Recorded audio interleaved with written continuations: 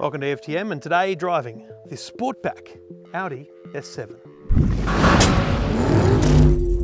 So this is the Audi S7 Sportback, a stunning looking thing, and I gotta say, I think the S might stand for stunning more than sporty.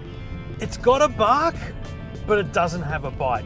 You know, the sound from this S7 is beautiful, but it's better on the outside than the in. You really don't get a sense for its murmur, its gargle, its cough, and its splutter when you're driving at all on an open road, in the city, or even on a beautiful, fast, curvy country road. You need to wind the windows down even to get a sense of it. I'm a bit disappointed in that, but then again, it's the people outside that I want to hear it anyway. So aside from that, I think I'll say straight up, I don't feel a sporty drive in this. It does the sporty drive, so it does the twisty, turny, curvy bits, but I don't get a sense of connection with the wheels and with the steering and with the car because it's just so ultra refined and so high tech. Steering on this thing is almost doing it for me. At every corner, it's pushing me through the corner. It's this kind of bumpers on a bowling lane. It's lane keep assist to the next level. It's like the new casual mode in F1 2020. It lets anyone drive well. And I actually think it's making me a better driver. Not that I drift out of the lanes a lot, but it's pulling me back. It's letting me know when I'm pushing too hard and too far. At a technology level, this is my car. I'll let other people tell you how well it drives and the torque ratios and Newton meters and all these things. Not relevant to me. Goes like the clappers when you need it to, and it's a beautiful drive when you're out and about. In terms of technology, the three huge digital screens, the dashboard, the infotainment, and the climate control, which I think is too much. We just need dials and buttons, it would be fine. Although to sync the left and the right, you just pinch the screen. I think that's pretty cool. But they're exceptional. The haptic feedback, which means sound and touch when you use the infotainment system, is excellent. It really allows you to do it almost without looking, but you're still looking, let's be honest. Apple CarPlay is a great integration, Android Auto, it's all there. This huge digital dashboard sets Audi apart. I mean, there's others doing it, but no one has done it as far back and as well as Audi do it.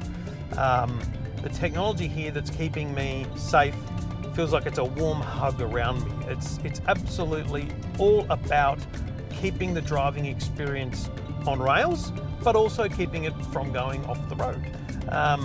I love it. It's a beautiful drive. There is that disconnection. I think a pure driver might enjoy something with a bit more direct steering, even in dynamic mode. I feel like the steering is quite light. And I don't feel like when I'm doing those twisty, curvy bits here down on the Southern Highlands, I didn't feel like I was going as sporty as I might have in another car.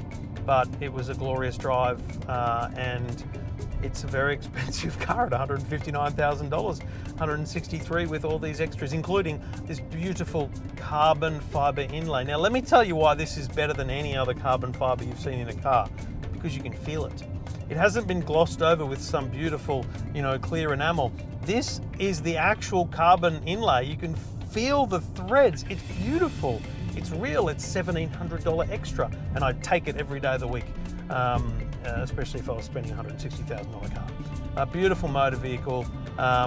With the S7 has a nice little spoiler that pops up at the back when you're going a bit too fast, which is great for stabilization, I guess. But it's just to show off on the freeway. But around town, lots of space inside, 5 seats comfortably, just a little bit less headroom in the back with the Sportback. But let's be honest, this is your car. You're the one that's going to drive it. And this is the Audi S6. This is a sedan, not the Sportback like the S7. Same engine, slightly better performance. This one has the dynamic pack, which maybe will make those turns and twists even more engaging. So they're very much a similar car. The interior feels much the same. Is there a size difference? I don't know. It seems that way because the 7 seems so much bigger. But I think that's just from the outside. I think it's the perception of that big sport back. This is just so much more subtle. It's like, an executive with a business suit on, looks like any other executive, but then when he decides to put on a shirt with no sleeves, he's got huge ripped muscles. Good on him. But, who needs that? But in a car, all the better for the weekends. Now, this has the dynamic steering, and I don't know if it's my mind playing with me here, but it feels just a little bit more connected. I do feel somewhat different in this car. I feel like I'm enjoying it more. I think the steering, feels a little bit more connected to the road, which is great. Also, I can hear it better. I can hear the pops and crackles in this. I wasn't hearing that anywhere near as much in the S7. So, straight up, I want this one.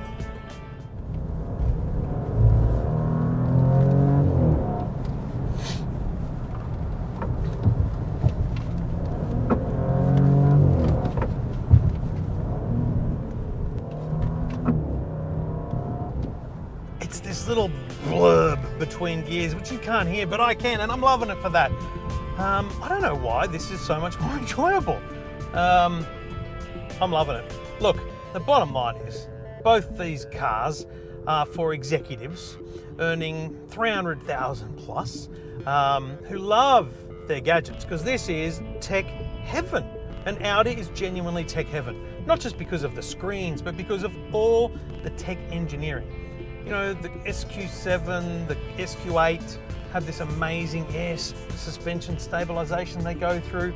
These are just, the dynamics, I think, is what's tuned beautifully. In the end, there are definitely better drivers' cars. I think that's critical here. Is if I was to drive this road in a BMW, I think I'd enjoy it more. I do. There's just something about them. And I think that's the connection that Audi's not made to the driver's driver. But every day, driving around, driving to town, driving to work, I don't know, there's something really to love about what Audi have done with their interior, with their technology, with their design. It's really nice, and this exclusive blue is very nice. I'll take it, thank you. And frankly, the $1,700 carbon trim, oh yes, baby. So there's your sedan and sportback versions of the latest Audi S cars, the S6 and the S7 Sportback. Available now, a niche market, but a really important one for Audi to demonstrate what's possible. And the most important thing, if you are an S owner, this year, like 15, 20 grand's worth of things that used to be optional are now built into these cars. So they've listened, they've looked at what people are buying, and they've made that the car. More details at EFTM.com.